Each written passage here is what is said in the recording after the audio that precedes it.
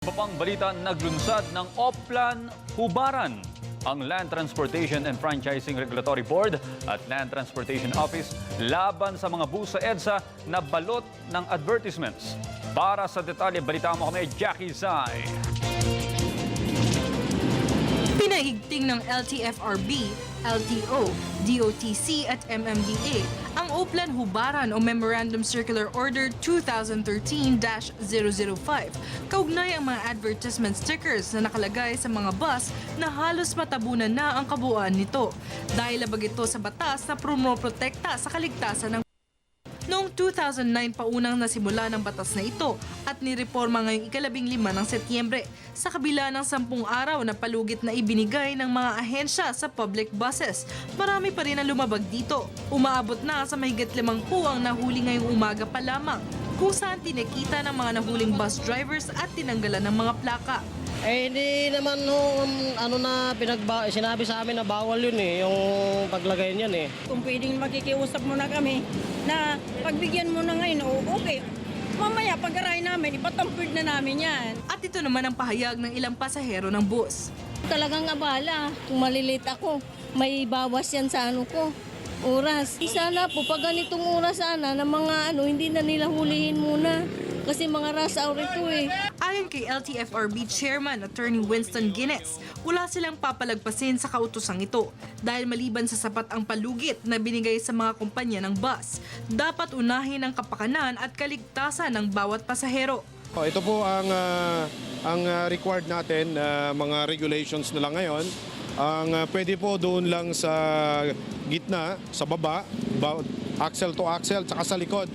Kailangan naka-clear yung mayroong 30 inches from the bumper.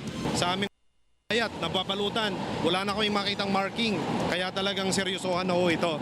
Kung balot na balot ho yung bus, madilim at prone sa mga krimen kagaya ng hold-upan, ito rin ay lumalabag sa aming anti-colorum campaign dahil natatakpan yung mga required markings. Ganoon din yung mga aming modernization program, yung mga 15-year-old na mga buses, bawal na dapat yan.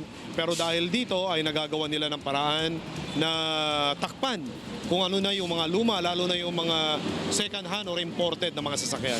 Dagdag naman ni LTO Law Enforcement Service Director Muhammad Yusuf Lamping, maliban sa mga nahuli sa Oplan Hubaran, lumabag rin sa iba pang batas ang ilan sa mga nahuling bus, gaya ng expired driver's license at no bus registration.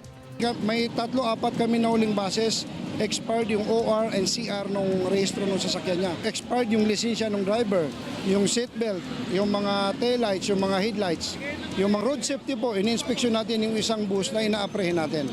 Papatawan naman ng kaukulang parusa ang mga bus operators na mahuhuling lumalabag sa batas na ito na 10,000 pisong multa at pagkuha ng kanilang plaka.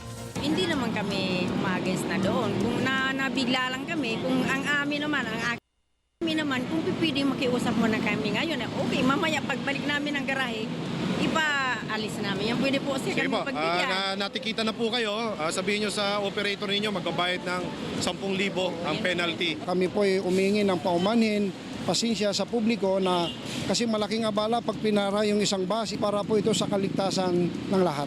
Kami po ay umaasa rin na kami ay tulungan, isumbong po sa aming mga hotlines kung mayroon kayong mga nakitang mga ganitong mga paglabag at pwede rin pong i-tweet sa amin sa LTFRB_chairman para makakarating po yan sa akin diretso ang inyong reklamo.